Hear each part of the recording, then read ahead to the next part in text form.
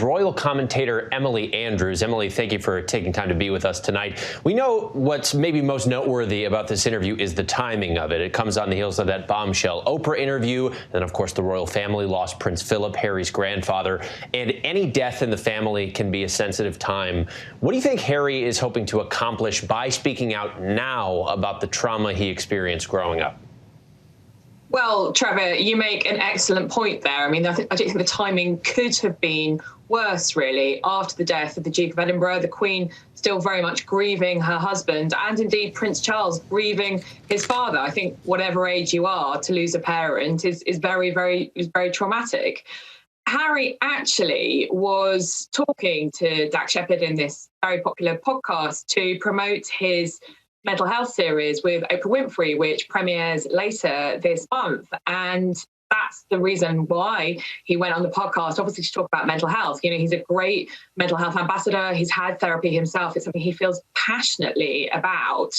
And actually, you know, I listened to all of the 90 minutes and I thought it was on the whole pretty good. It's just that Harry kind of couldn't help himself but drag his kind of father and his grandparents into the conversation with him. And it was that sort of en passant criticism that has made headlines around the world.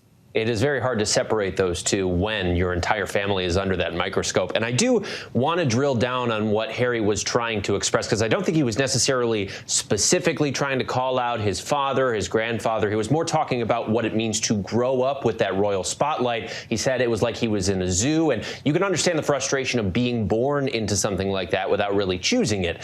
Can you elaborate for us what you think he meant when he was saying about that job specifically, look at what it did to my mom? Yes, and I thought it was really interesting that he referenced his mother a lot in the interview. I mean, he several times said, you know, I wanted to honour my mother, and I'm, you know, as Princess Diana's son, as one of Princess Diana's sons. He said that a couple of times. Now, maybe a cynic might say, well, obviously Princess Diana, hugely famous in the US. Was he sort of doing that for the US market? No, I don't think so. I think he genuinely does want to make his mum proud. What was he hoping to achieve? Well, it's really interesting, actually, that you should ask that, because I think Prince Harry genuinely wants to help people. You know, whenever I've chatted to him, been on engagements with him, danced with him at a children's home in Brazil, you know, been with him in South Africa, that's what drives him, his wish to make the world a better place and to help every single person he meets. He was very open in the podcast. He said that actually it's quite a selfish thing because he has discovered that helping other people helps him. But he said, you know what, it's fine to acknowledge that as long as outcome is positive and good, then that surely can only be a good thing. And I think what else he was trying to do by talking about his mental health and talking about his mental health struggles was that if it helps one person who is listening, then that can only be a good thing. And I suppose he referenced his upbringing and that sense of being in the Truman Show and being in a zoo or like a caged animal was in reference to the fact that on the face of it, people might look at his life and think, wow, you're a prince, you live in a palace, it's amazing. But in effect, he said, it was a gilded cage, and I was unhappy for a very long time.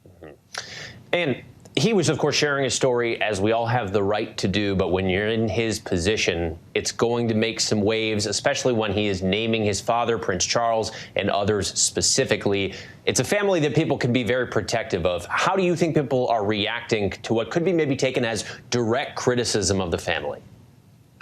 Well, I think the real problem here is the criticism of the Queen. I don't think Harry meant it, and I think that's the problem. I think Harry doesn't think often, or maybe he overthinks, but he kind of only really sees it through the prism of himself. You don't criticise the Queen. She's 95. She's bomb-proof. You know, here in the UK, she's like a kind of demigod. I mean, she is frankly around the world. She's head of the Commonwealth. She's incredibly popular. And as you say, it's the timing. She's just lost her husband of 73 years. It's a really, really difficult time for her. And so I think it was Harry not thinking, but really, this of all times, he should have been about his grandmother in particular. I think at this particular point in time, it perhaps wasn't particularly advisable to sort of strike out against the Queen and Prince Charles, even though he did it, in my opinion, in a in an accidental way. He should have thought more about what he was trying to say, because at this particular point in time, I think the royal family are wanting to mend relations with Harry and Meghan. They understand that they had things they wanted to get off their chest once they got over the initial anger and the shock of how frank they were on Oprah. I think they wanted to sort of draw a line under it and move on. And Harry then kind of reopening it with these comments on the podcast is not going to help matters. Well, if nothing else with this family, you can bet that the world will be watching. Thank you, Emily Andrews, joining us for London. Appreciate your time. Thank you. Hi, everyone. George Stephanopoulos here. Thanks for checking out the ABC News YouTube channel. If you'd like to get more videos, show highlights, and watch live event coverage, click on the right over here to subscribe to our channel. And don't forget to download the ABC News app for breaking news alerts. Thanks for watching.